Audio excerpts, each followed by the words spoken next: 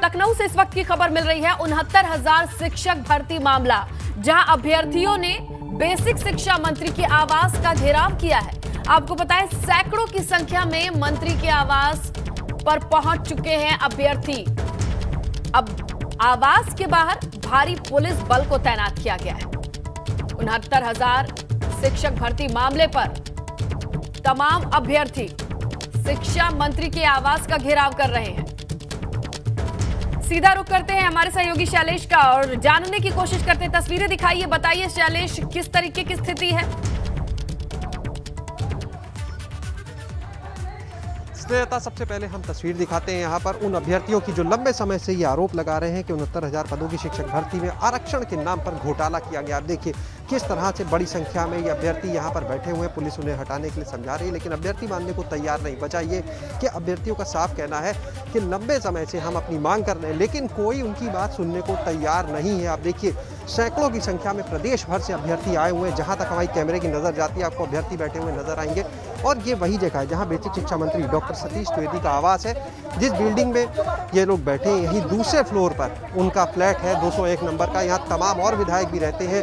अभ्यर्थी जो है वो लगातार ये मांग कर रहे हैं, ये कह रहे हैं कि जो भर्ती थी 69,000 पदों की, उसमें ओबीसी एससी इनका सही से आरक्षण लागू नहीं किया गया। और इसको लेकर वो तमाम बार जो पिछड़ा वर्ग आयोग है वहाँ जा चुके हैं। अभ्यर्थियों की माने तो पिछड़ा वर्ग आयोग ने भी इस बात को माना है, लेकिन अधिकारी जो है विभाग के वो मानने को तैयार नहीं है। सरकार उन्हें राहत नहीं दे रही है इनके अनुसार, और इसी को लेकर ये लोग लंबे समय से आंदोलन कर रहे हैं। अभी इससे पहले इन लोगों ने मुख्यमंत्री आवास के बाहर भी धरना प्रदर्शन किया था। उसके बाद ये लोग अनिश्चितकालीन धरने पर बैठे बेसिक शिक्षा निदेशालय पर, और आज यहाँ पर शैलेश, कोई जवाब क्यों नहीं है प्रशासन की तरफ से? इनसे बातचीत करने की कोशिश क्या हुई है? क्योंकि ये तस्वीरें हम जगह लोकेशन बदल जाती है, लेकिन ये अभ्यर्थी हर बार आते हैं, जगह जगह से तस्वीरें आती हैं। बिल्कुल सीधे अभ्यर्थियों से ही बात करते, पहले उनकी बात सुनते हैं। क्या नाम है आप? मेरा नाम राजकुमार वर्मा। कहाँ से आए? मैं अम्बेडकर नगर से आया। क्या मांग है आप लोग? हमारी मांग इतना है कि राष्ट्रीय पिछड़ा वर्ग आयोग की रिपोर्ट आ गई है 69,000 शिक्षक भर्ती में, जिसमेमें हमें 27% की जगह 3.86% ही दिया गया। 69,000 की 18,598 सीटों की जगह केवल मुझे 2664 सीटें दी गई हैं। और हमारे एससी वर्ग को जहाँ उनकी सीटें हो रही थी 21%, उनको मात्र 16% ही सीटें दी गई। यानी आरक्षण में खेल किया। ये आरक्षण में खेल किया गया है। माननीय मंत्री जी से निवेदन है, माननीय मुख्यमंत्री से निवेदन है। शैलेश, इनसे बोलिए और इनसे पूछिए कि किसी से कोई बातचीत हुई है, कोई विभाग से आया है? बनारस अभी तक कम्युनिकेशन कहाँ तक पहुँचा, संवाद कहाँ तक पहुँचा है इनका? बिल्कुल निश्चित रूप से सुनलता जी। क्या नाम? मेरा नाम है पूजा गोस्वामी। कहाँ से आए आप? मैं बनारस से आई। पूजा, ये बताइए इतने दिनों से आप लोग आंदोलन कर रहे हैं, अभी तक किसी मंत्री से या अधिकारी से कोई बात हुई है? किसी ने कुछ कहा आपसे? बात इनके जो अध्यक्ष साहब हैं स्वतंत्र देव सिंह, उनसे भी होती है। वो लोग बस टाल देते हैं, हर बार बुलाते हैं, आज मीटिंग होगा, कल मीटिंग होगा। ये बात पूरे नेशनल लेवल पे है।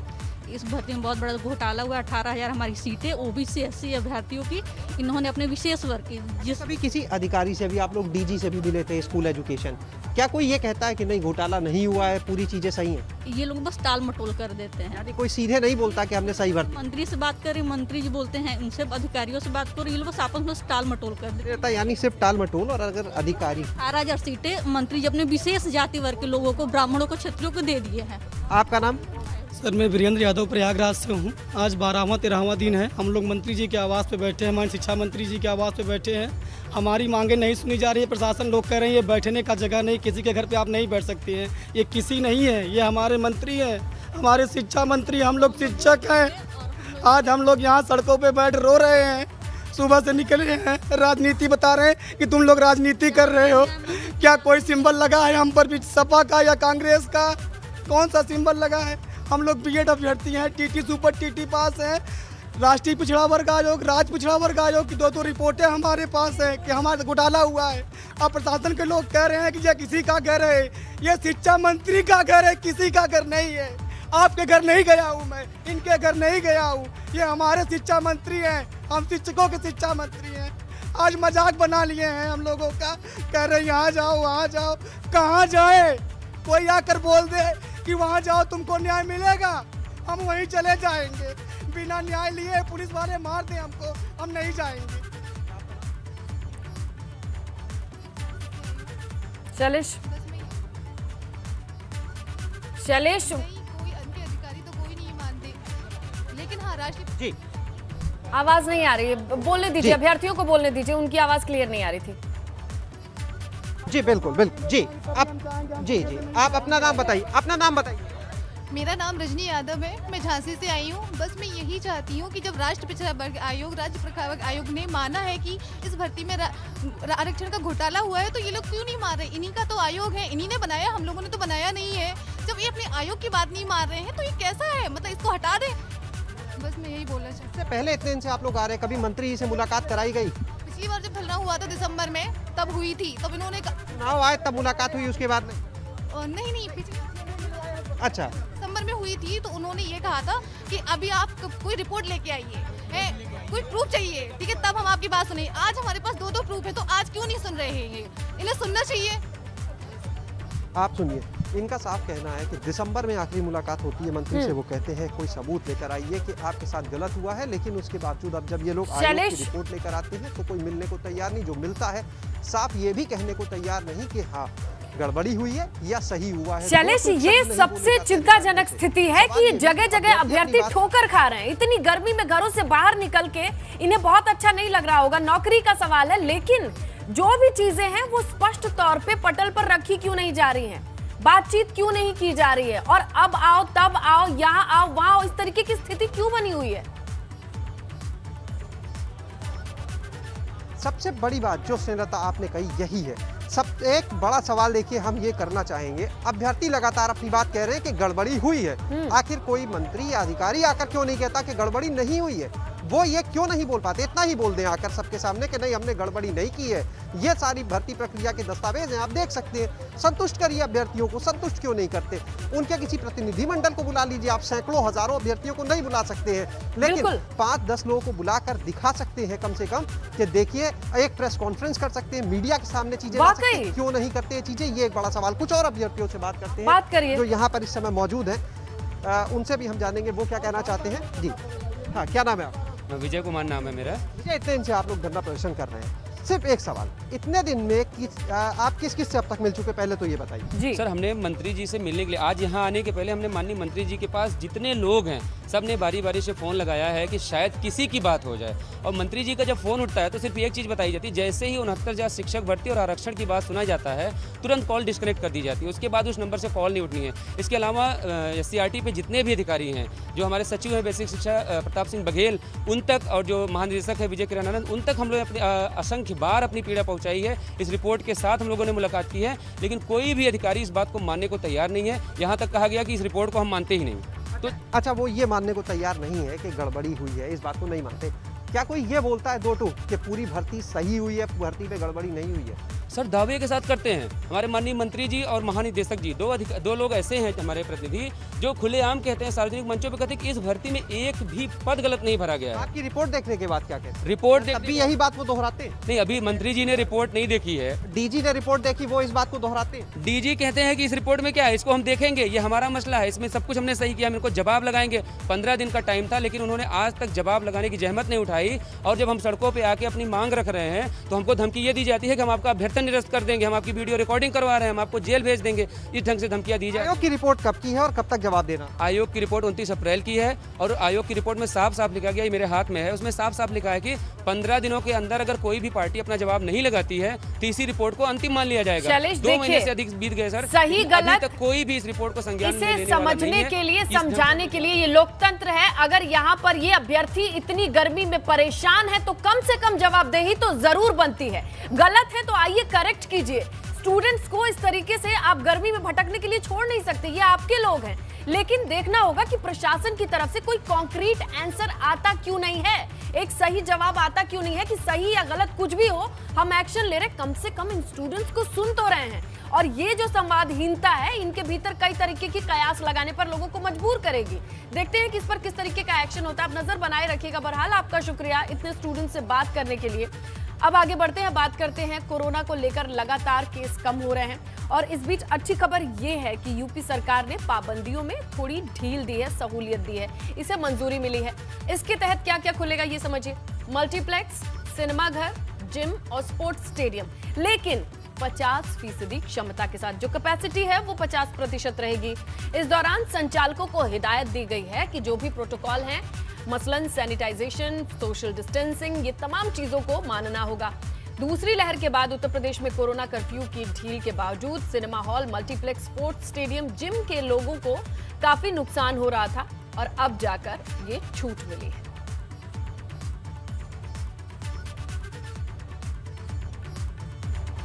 तो इस छूट का असर क्या हो रहा है समझने की कोशिश करते हैं। नोएडा से सहयोगी बलराम पांडे हैं, कानपुर से है रतीश त्रिवेदी। रतीश का रुख करते हैं और जानने की कोशिश करते हैं। रतीश, सुबह भी हमने तस्वीरें दिखाई थी एबीपी गंगा पर, तब से अब तक आप तमाम बच्चों से मिले होंगे, बातचीत की होगी, क्या उनका रुख है, कितने खुश हैं वो?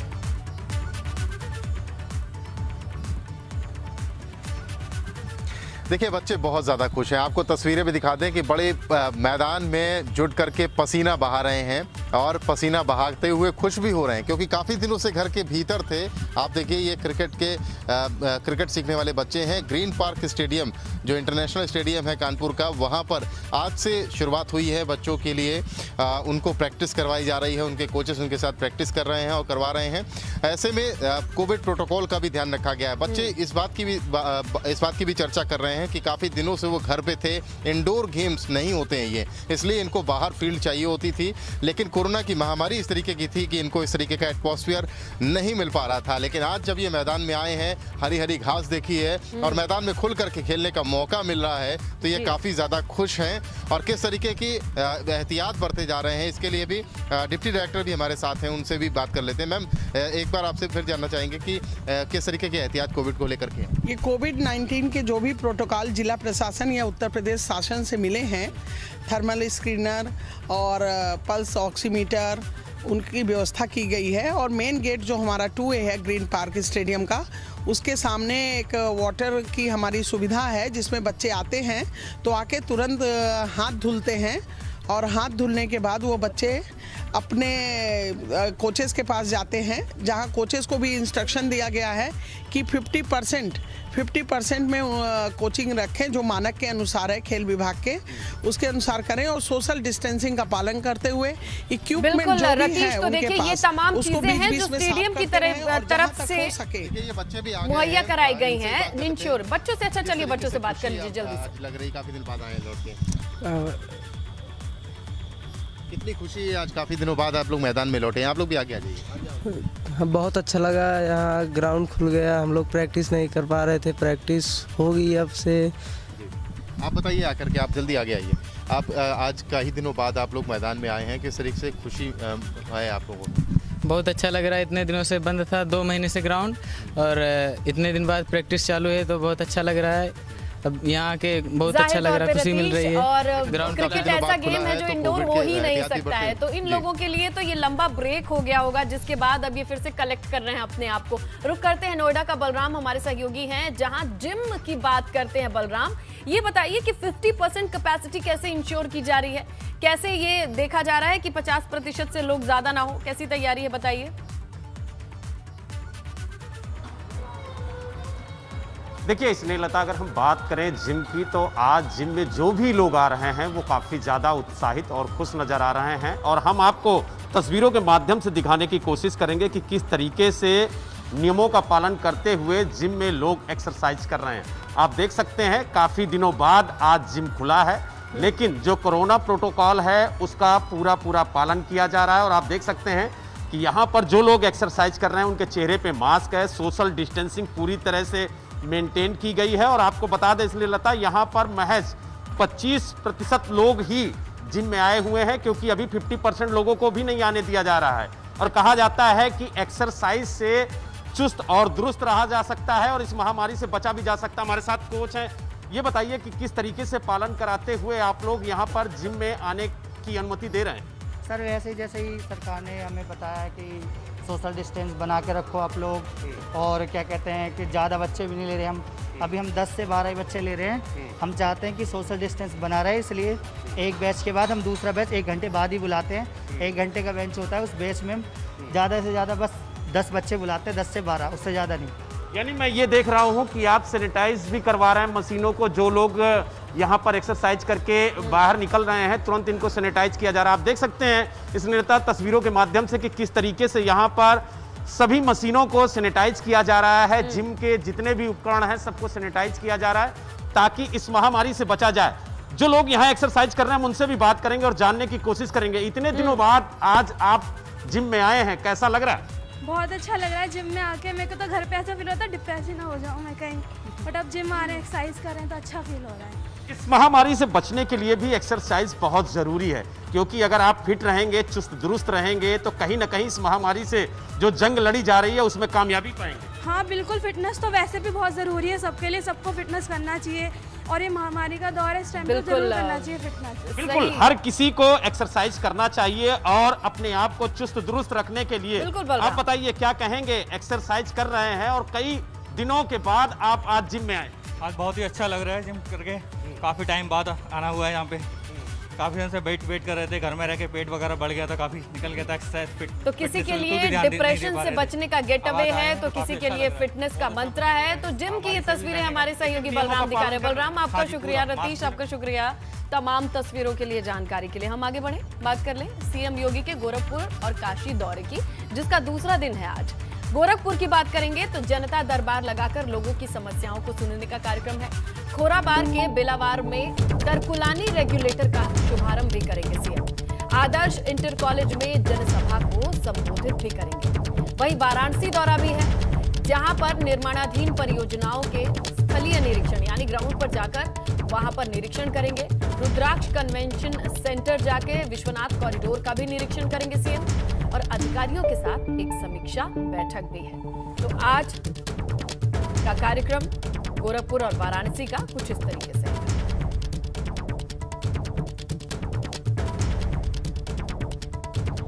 तो चलिए ज्यादा जानकारी के लिए रुक करते हैं। नीतीश हमारे सहयोगी वाराणसी से हैं और नीरज श्रीवास्तव हैं हमारे साथ गोरखपुर से। तो पहले नीरज का रुक करते हैं। नीरज, ये बताइए किस तरीके की तैयारी, क्या कुछ जानकारी आपके पास है?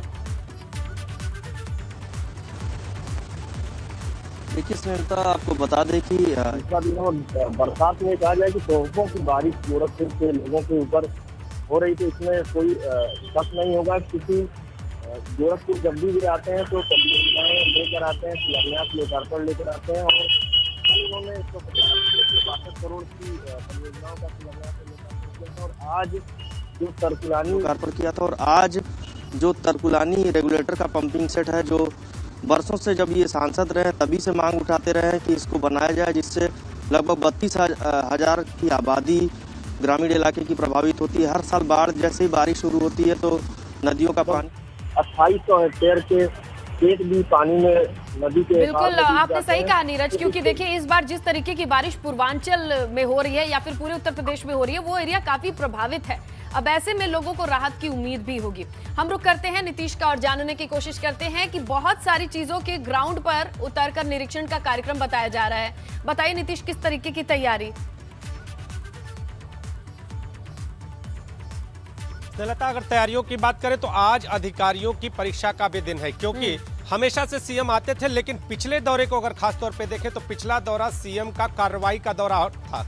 जिस तरह से पूर्वांचल विद्युत वितरण निगम के एमडी को उन्होंने सस्पेंड कर दिया, अब एक बार फिर सीएम आ रहे हैं और सीएम के आने के साथ ही अधिकारियों के खेमे में कहीं ना कहीं सीएम के आगमन की दहशत दिखाई दे रही है। पूरी रात अधिकारी अपनी फाइलों को दुरुस्त करने में जुटे रहे। इसके साथ ही आपको बता दूं कि आज का दौरा कहां कहां होना है। रुद्राक्ष कन्वेंशन सेंटर, इसके साथ ही गोदौलिया पार्किंग, गोदौलिया के साथ मैदागिन मार्ग, दशाश्वमेध मार्ग, इसके साथ ही अगर बात करें तो जो नई सड़क के आगे जो पार्किंग बन रही है उसका भी निरीक्षण करेंगे और इसके साथ ही बाबा का विश्वनाथ का दर्शन करेंगे। जो विश्वनाथ धाम कॉरिडोर है उसका भी स्थलीय निरीक्षण करेंगे। सारनाथ आरओबी का भी स्थलीय निरीक्षण करेंगे, जिस आरओबी में पिछले कुछ अगर बात करें पिछले दिनों तो अब जो आरओबी की लंबाई है उसको छोटा करने की बात सामने आई थी। तो इन सारे विषयों पर कुल मिला के जितने भी प्रोजेक्ट आप बता रहे हैं नीतीश, वो बहुत ही प्राइम लोकेशन पर है और उन पर निगाहें देखा जाए तो खुद पीएम की भी टिकी रहती है। तो बेहद अहम मीटिंग होने वाली है। बिल्कुल सही कहा आपने, अधिकारियों के मद्देनजर पूरी फाइल चुस्त दुरुस्त होनी ही चाहिए। नीरज और नीतीश, आप दोनों का शुक्रिया तमाम जानकारी के लिए। एक बार फिर संजय निषाद ने डिप्टी सीएम का राग अलापा है। निषाद पार्टी के अध्यक्ष संजय निषाद ने बीजेपी से मांग की है, बीजेपी मुझे डिप्टी सीएम का चेहरा बनाए। संजय निषाद का कहना है अगर वो नहीं बनाएगी तो गच्चा खा जाएगी। बंगाल चुनाव में बीजेपी गच्चा खा गई थी और अब मुझे अगर डिप्टी सीएम नहीं बनाती है तो गच्चा खा जाएगी। तो कुल मिलाकर निषाद पार्टी के मुखिया संजय निषाद का ये बड़ा बयान, सीधे तौर पर क्या मांगते हैं सुनिए आप ही। समाज के लोगों की मांग है भाई, कम संख्या झुआ पगुआ वाले लोग अगर मुख्यमंत्री है तो हमारे को तो मुख्यमंत्री बनाने की बात करें। हमारा चेहरा लगा ले तो जल्दी से आसानी से कम वोट वाले चेहरा दे रहे हैं, ज़्यादा वोट वाले को दे देंगे तो जल्दी से जीत जाएंगे। हम मित्र हैं ना, मित्र तो सुख दुख में साथ आता है, इसमें दुख है चौथे नंबर पर है, जल्दी से जीत जाएगा। अगर निश्चित रूप अगर उन्हें लगता है डॉक्टर साहब को लेने से निषाद पार्टी साथ रखने से फायदा है तो हमें साथ रखेंगे, डिप्टी सीएम बनाएंगे। लगेगा भाजपा को आरक्षण देने से फायदा तो करेंगे, लगता नुकसान है तो गच्चा ने खा जाए जैसे अभी बंगाल में खाए। तो सुना आपने कैसे निषाद पार्टी के मुखिया संजय निषाद ने खुद को डिप्टी सीएम का चेहरा घोषित करने की मांग की है। चलिए अब आपको 1 जुलाई का संजय निषाद का वो बयान भी सुनवाते हैं जिसमें वो खुद को डिप्टी सीएम घोषित करने की बीजेपी को सलाह देते दिख रहे हैं। देखिए किस तरह से निषाद की सलाह अब मांग में तब्दील दिख रही है। कम संख्या वाले का चेहरा मुख्यमंत्री उप मुख्यमंत्री का लगा के अगर सरकार बनाते हैं तो 18% वोट निषादों का है। ऑन रिकॉर्ड 1931 की जनगणना आपके नेट में, तो इतना मछुआ केवट मल्ला बिंद कश्यप का हाथ धीवर रखवार में बटा काम डॉक्टर साहब आप जोड़ लिए हो। तो आपको एक सलाह दिया जा रहा है भारतीय जनता पार्टी को कि 2022 का डॉक्टर संजय का चेहरा जो मुख्यमंत्री बनाने के लिए हम लोग काम कर रहे हैं, उनका चेहरा अगर उप मुख्यमंत्री का लगा दिया जाए तो बहुत आसानी से चुनाव जी, अगर भारतीय जनता पार्टी को फायदा नजर आएगा तो घोषित करेंगे चेहरा। समाज के लोगों की मांग है भाई, कम संख्या झुआ पगुआ वाले लोग अगर मुख्यमंत्री है तो हमारे को तो मुख्यमंत्री बनाने की बात करें। हमारा चेहरा लगा ले तो जल्दी से आसानी से कम वोट वाले चेहरा दे रहे हैं, ज़्यादा वोट वाले को दे देंगे तो जल्दी से जीत जाएंगे। हम मित्र हैं ना, मित्र तो सुख दुख में साथ आता है, इसमें दुख है चौथे नंबर पर है, जल्दी से जीत जाएगा। अगर निश्चित रूप अगर उन्हें लगता है डॉक्टर साहब को लेने से निषाद पार्टी साथ रखने से फायदा है तो हमें साथ रखेंगे, डिप्टी सीएम बनाएंगे। लगेगा भाजपा को आरक्षण देने से फायदा तो करेंगे, लगता नुकसान है तो गच्चा ने खा जाए जैसे अभी बंगाल। 160 सीट की मांग, डिप्टी सीएम बनाने की सलाह और अब ये सलाह मांग में तब्दील हो गई है। और देखिए चुनाव नजदीक आते आते क्या कुछ रंग सियासत बदलती है।